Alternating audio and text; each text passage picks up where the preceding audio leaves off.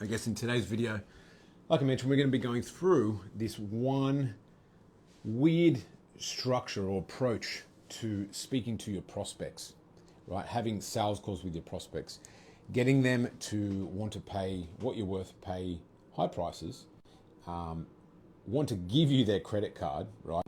And kind of chase you to give you their credit card, and then actually thank you for it once you build them.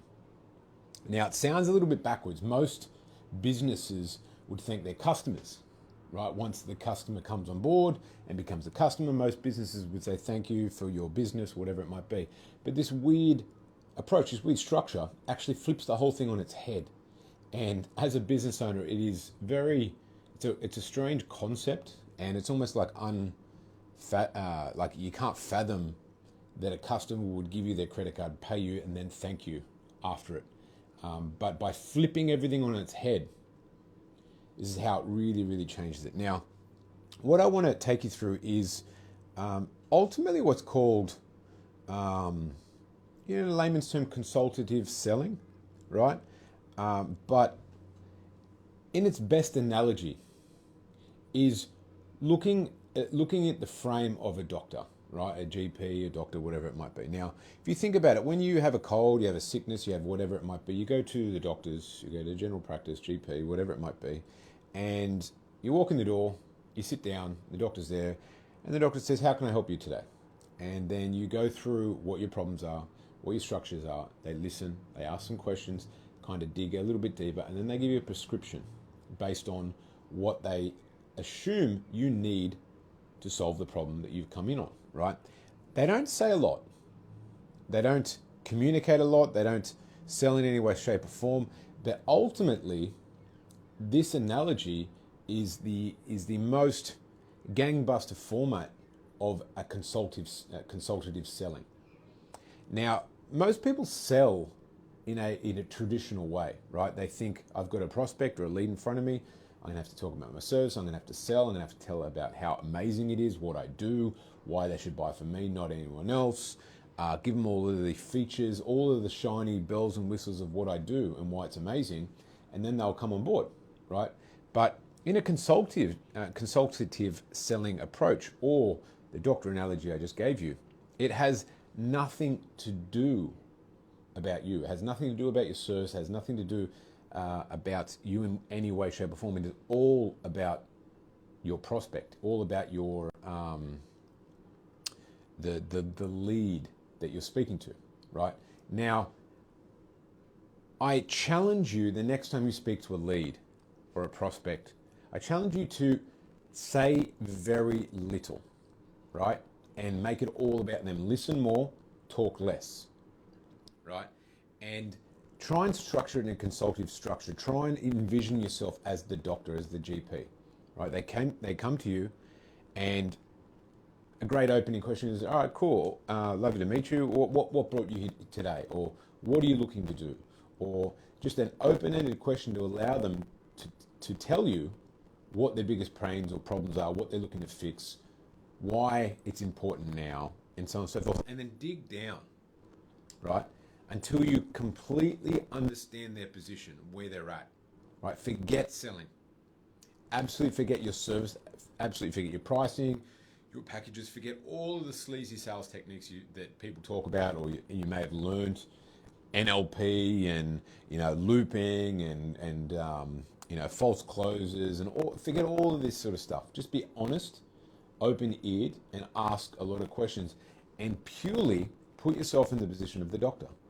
Right? Imagine yourself as a doctor, and really the person's coming to you and you're just consulting them and asking about them, what they're looking to do, how long they've been looking to do it, what have they tried, what have they done that succeeded, what have they done that failed, and attack it with absolute childlike curiosity. And your whole structure within your mind should forget your product, forget this is a prospect, forget all of that sort of stuff. And truly, your only focus is to completely and utterly understand where this person is at, where they want to get to, what they've done along the way, what they've succeeded at, what they've failed at, and can you prescribe, do you have the knowledge and the expertise to prescribe exactly what they need to succeed. Now, that might be your product and service, or it might be someone else. Like, for example, after chatting with someone and they tell you they want X, Y, Z, A, B, C, they've done this, they've done that, you talk, you completely understand what they're looking to do. That is where it transitions, right? From there, you understand what they're looking to do, what they need, by when, how much finances they got, what they've done in the past, literally everything. And then you're transitioning to the prescription period. Now, I'm using it as an analogy. It's not a medical prescription you're going to be giving or whatever, but you're prescribing a plan of attack for them to succeed. Now, that prescription might be your products and services, or alternatively might be like, thanks for all your time. I completely understand what you're looking to do. Unfortunately, I don't do that. My expertise is not that, but I do know someone, or I might know of someone who can help with that I can pass you on to. Would you like me to do that, right? It's a prescription. You're prescribing them the next steps to get the outcome they need. Now, that might be with you or it might be with someone else. Be honest. Once again, if you cannot help them and they're not your ideal client, prescribe them onto someone else, or prescribe them onto a book, or prescribe them onto a podcast, or whatever it might be. All right? But if you can help them and they're a perfect fit for what you do, then that is where you prescribe your services. So you would easily just transfer to something like, all right, cool, I hear you loud and clear, Chris, what you're looking to do. I 100% understand. Now, the great news is I specifically help people just like you to do A, B, C, X, Y, Z without having to do 1, 2, 3, just like you said. Would you like me to tell you a little bit more about what I do? Right? You're asking for permission to transition from the consultation component to the prescription component and talking about what you do, right?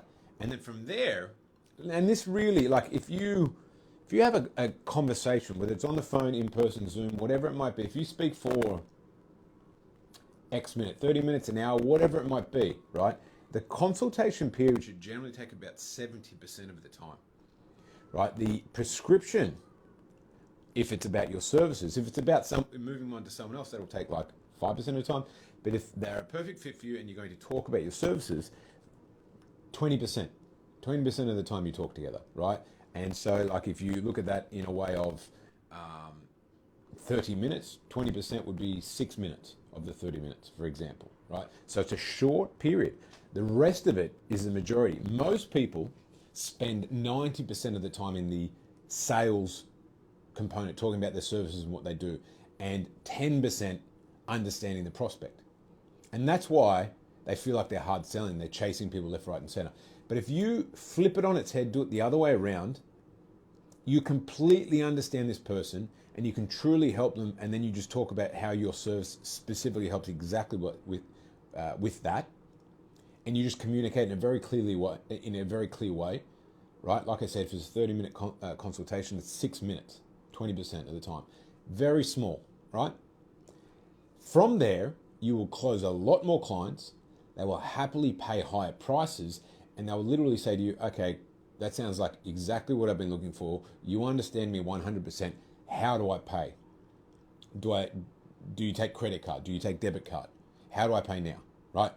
And not only will you get people paying you straight away and wanting to pay in full, you will actually get them to thank you. Like a lot of the times, and this will blow your mind once it starts happening, a lot of the times, these prospects, after they pay you, and then you go, okay, cool, that's gone through, here's what we're going to do from here, here's the next steps. I give them a bit of a view to the future of the onboarding process. They will thank you from the deepest, the bottom of their heart, right, for listening and enrolling them in something that's actually going to change their life, and doing it in a process that they've never experienced in the past. Because all they've ever done is spoken to other people. They just talk about themselves and try and hard sell and whatever it might be. By flipping it on its head, the prospect is absolutely thankful, right? Excited to get started. And one of my favorite sayings is how things start is how things end, right? And most people wonder why when they do hard selling, they close someone, the person doesn't really want to do it, and they're doing all these tactics, and then like a week in, the client's not fun to work with. They're a little bit standoffish. They never really engage. They're not that motivated. They ask for refunds. They cancel. Like, people wonder why, and it's because the way things start is the way things end, right? If you started in a way where the prospect is like mind blown and cannot wait to work with you, it'll continue that way to the end. They'll continue to be engaged. They will love the process. They'll see your value. They'll engage more. They'll get more results. And as a result, you will get more happiness, right? You'll have more impact. You'll get more testimonials. And then you'll be able to re-sign them. How things start is the same as how things end. So if they start on a bad foot, they're going to end on a bad foot. If they start the right way, you will keep a great client for life. So hopefully that makes sense. So next time, I challenge everybody listening to this, next time that you have a prospect or a lead come through, listen more, talk less, try and structure it in a way where you only talk about your service and what you do about 20%, could even be less, 20% of the time that you actually chat with them, and make it all about them, right? Ask good questions, dig, hit it with childlike curiosity to completely and utterly wanting to understand where they're at, what they're looking to do, and then prescribe the right thing for them. Now, that might not be you, but if you once again attack it in that open-minded frame, that it's not just about leading them down a path so that they want to buy what you do, then you will have more open ears and you'll be more consultative rather than selling frame first. You'll be more consulting frame first.